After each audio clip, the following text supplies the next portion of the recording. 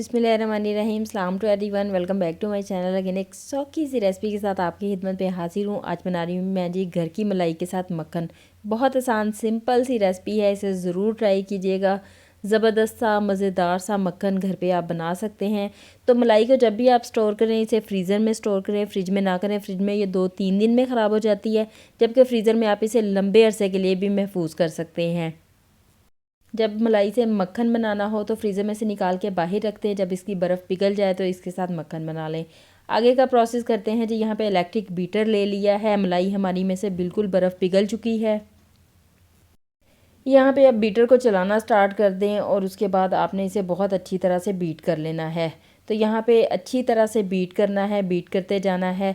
3 से 4 मिनट ही लगेंगे तो हमारा मक्खन बिल्कुल बन के तैयार हो जाएगा। बहुत आसान है, सिंपल है।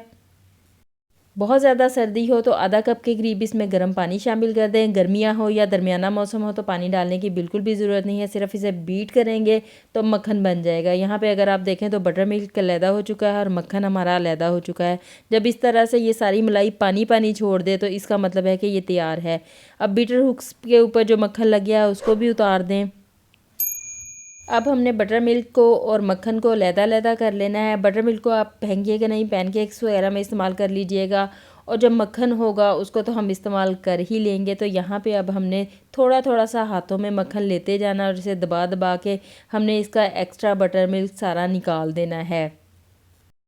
मक्खन के पेड़े बनाने के बाद आप ठंडे पानी के अंदर इन्हें डाल डाल के एक दफ़ा से फिर इसी तरह से निचोड़ निचोड़ के निकाल लें। जितना अच्छे से आप इसके अंदर से बटर मिल्क निकाल देंगे उतना ज़्यादा ये लंबे अरसे के लिए आप इसे महफूज कर सकते हैं और हर रेसिपी में इस्तेमाल कर सकते हैं। मक्खन बनाने की इस तरकीब को ज़रूर ट्राई कीजिएगा। वीडियो को अपने दोस्तों के साथ, अपनी फैमिली के साथ शेयर कर दें। आप नहीं भी बना रहे, कोई और बना लेगा, किसी और को अच्छी और मज़े की रेसिपी मिल जाएगी।